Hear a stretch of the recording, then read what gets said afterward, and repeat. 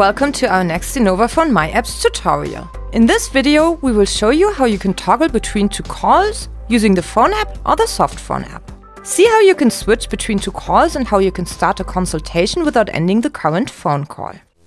A phone call has already been established, and now you announce that you will need to consult someone else. Click onto the button Start Consultation. Using the search field, you can either look for the destination or you can enter the destination number directly. By clicking onto the green handset symbol, the call will be established. You also have the option to directly select one of your favorites, or you can click onto a number from recent calls that have been saved in your call history.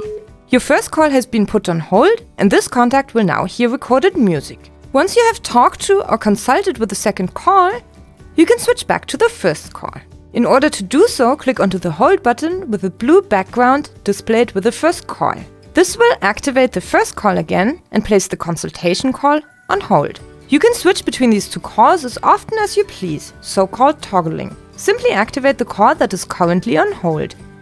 In order to finish the consultation call, simply press the red button with the handset symbol. This will end the second call and you will only remain connected with the first call. Many thanks for watching and see you next time.